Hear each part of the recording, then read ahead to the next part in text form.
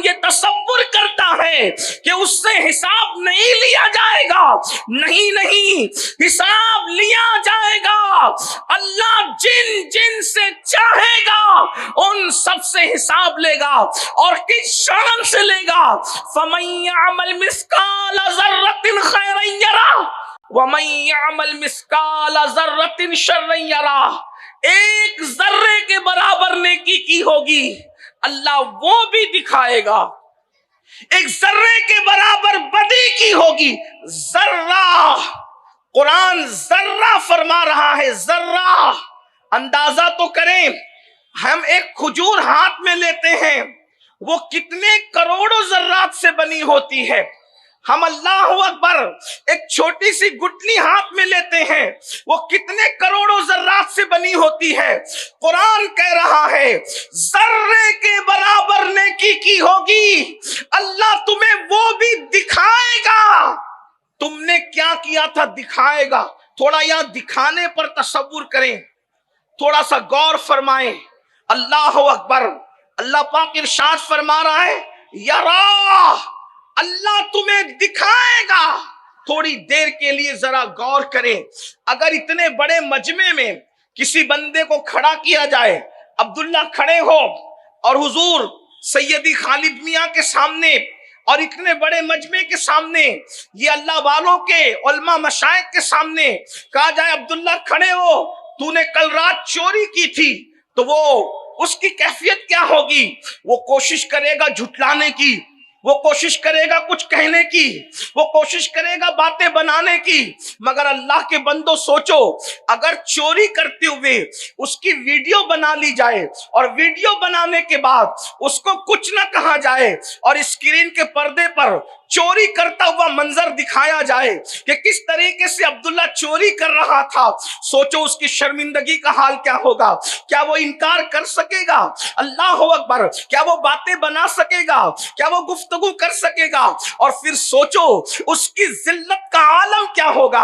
اندازہ کرو میرے آقا صلی اللہ علیہ وآلہ وسلم کے دیوانوں، قرآن کہہ رہا ہے فَمَن يَعْمَلْ مِثْقَالَ ذَرَّةٍ خَيْرًا يَرَهُ وَمَن يَعْمَلْ مِثْقَالَ ذَرَّةٍ شَرًّا يَرَهُ۔ ذرے برابر نیکی کی ہوگی اللہ وہ بھی دکھائے گا، اور جو گناہ کیا ہوگا اللہ وہ بھی دکھائے گا۔ اس کی حقیقی کیفیت کیا ہے یہ تو میدان محشر میں پتا چلے گا، لیکن ایک تصور تو قائم کریں۔ اللہ اکبر، راتوں کو زنا کے اڈوں کو آباد کرنے والوں، اگر وہی کیفیت رہی کہ انسان کے جرائم کے مناظر اسکرین پر چلائے جیسے جاتے ہیں، قدرت کے کیمرے میں جو گناہ کرتے ہوئے تمہارے مناظر قید کیے جا رہے ہیں، اگر اس کو اللہ اکبر اس غیور قہار و جبار نے میدان محشر کے اندر چلا دیا اور اپنی شان کے مطابق اس کو اوپن کر دیا، تو سوچو وہاں انسان کی ذلت کا عالم کیا ہوگا، انسان کی رسوائی کا عالم کیا ہوگا۔ ذرا کبھی غور تو کیا ہوتا۔ قرآن کہہ رہا ہے آخرت کے لیے کیا بھیجا۔ ذرا تصور کرو، اگر ہم نمازیں بھیجتے تو بھی ہمیں ڈرنے کی ضرورت تھی، اس لیے کہ نماز پڑھ بھی لیتے، اگر کسی عالم کے سامنے پڑھتے تو وہ ہماری نمازوں میں درجنوں غلطیاں نکالتے کہ تم نے قرآن صحیح نہیں پڑھا، رکوع کی تسبیح صحیح نہیں پڑھی، تمہاری کمر جیسے سنت کے مطابق جھکنی تھی نہیں جھکی۔ میرے بھائیوں ذرا غور کرو، نماز پڑھ کر بھی ہمیں ڈرنا تھا، اس لیے کہ جب ایک عالم ہماری نماز کو پاس نہیں کر رہا ہے، ہماری نماز کی تصدیق نہیں کر رہا ہے، تو اللہ اکبر وہ عالم الغیب جب ہماری نمازوں کو جانچے گا تو ہماری نمازوں میں کتنے عیب نکالے گا اور ہماری نمازوں کا حال کیا ہوگا۔ تو اللہ کے بندو، ہمیں تو نیکیاں بھیج کر بھی ڈرنا تھا، مگر افسوس، 100,000 افسوس، ہم نے تو نیکیاں بھیجی ہی کہاں، ہم نے تو جوا کرتے ہوئے گناہ بھیجے، زنا کرتے ہوئے گناہ بھیجے، شراب پیتے हुए गुनाह भेजे, नशा करते हुए गुनाह भेजे, औरतों पर बदनजरी की हुए गुनाह भेजे। अंदाजा तो करे हमारे नाम आमाल में गुनाहों के सिवा है क्या? आइए, कयामत जब कायम होगी और जरूर होगी, मगर बुजुर्गों ने फरमाया जब इंसान को मौत आती है उसकी कयामत उसी वक्त कायम हो जाती है, इस एतबार से कि अब वो अपनी आखिरत की तैयारी नहीं कर सकता।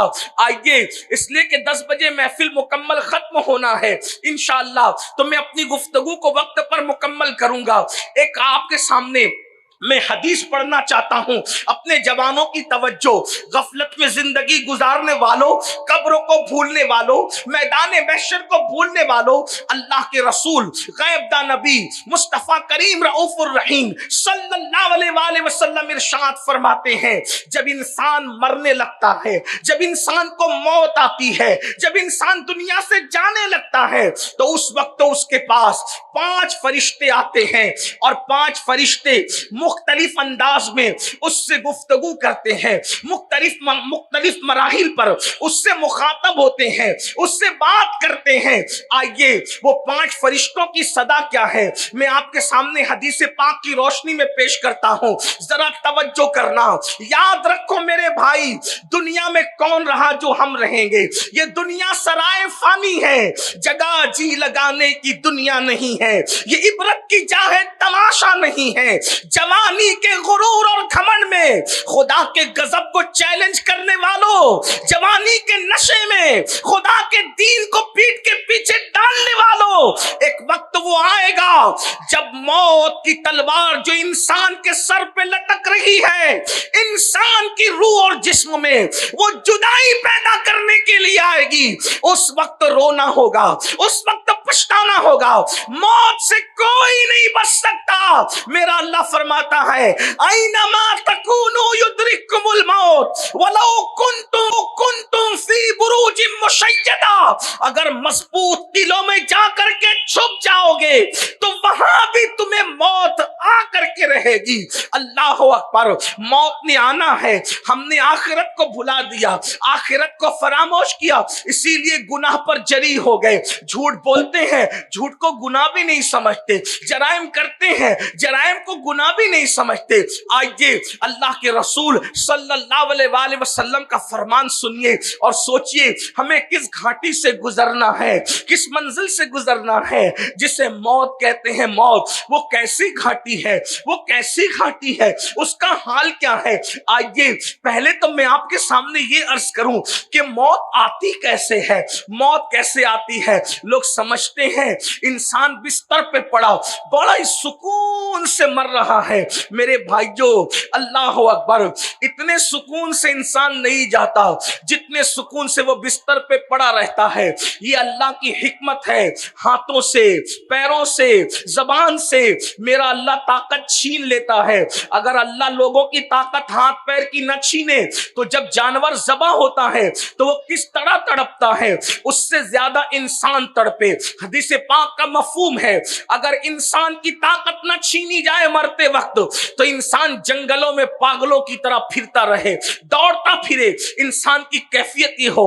आओ जरा, जिस घाटी से गुजरना है जिसे मौत कहते हैं, मुसलमान होकर भी दीन को पीठ के पीछे डाला है, मुसलमान होकर भी अल्लाह के दीन को भुला दिया है, मुसलमान होकर भी आखिरत को फरामोश कर दिया है। आओ आओ, अल्लाह अकबर। हजरत सैयदना अब्दुल्ला इब्ने अम्र इब्ने आस रदी अल्लाह ताला अन्हुमा इरशाद फरमाते हैं कि मैंने अपने वालिद हजरत अम्र इब्ने आस से पूछा, बाबा ये बताएं कि इंसान को जब मौत आती है तो मौत के वक्त उसकी कैफियत क्या होती है। तो हजरत अम्र इब्ने आस फरमाते हैं, अल्लाह अकबर, जैसे इंसान जमीन और आसमान को समेट कर इंसान के सीने पे रख दिया जाए तो कितना बोझ महसूस होगा, इस तरह का बोझ इंसान को मौत के वक्त महसूस होता है। अम्र इब्ने आस इरशाद साथ फरमाते हैं, अल्लाह अकबर, मेरे बेटे अब्दुल्ला, जब इंसान को मौत आती है तो यूं लगता है कि जैसे वो नाक से सांस नहीं ले रहा है बल्कि सुई के नाके से सांस ले रहा है। इंसान की कैफियत ये होती है। और फिर फरमाते हैं, मेरे बेटे अब्दुल्ला, तू मौत की कैफियत पूछ रहा है। अगर किसी इंसान के पेट में बबुल का दरख्त उगा दिया जाए और उसको नीचे से कोई ताकतवर इंसान खींचे तो उस वक्त इंसान की कैफियत क्या होगी? उसी तरह इंसान के जिस्म की कैफियत होती है। कितनी बड़ी घाटी से गुजरना है, कानों में ईयरफोन लगाकर गानों से झूमने वालों, अल्लाह के खौफ में रोने की बजाय हीरो हीरोइन की जुदाई के मनाजिर देख के रोने वालों, अपनी मौत को याद करके, मौत की तकलीफ को याद करके अल्लाह के खौफ से आंसू बहाने की बजाय ड्रामों को देखकर रोने वालों, कभी तसव्वुर तो किया होता ये वो हकायक है जिसको फरामोश नहीं किया जा सकता, ये वो हकायक है जिनको भुलाया नहीं जा सकता। इस अंदाज से मौत आती है।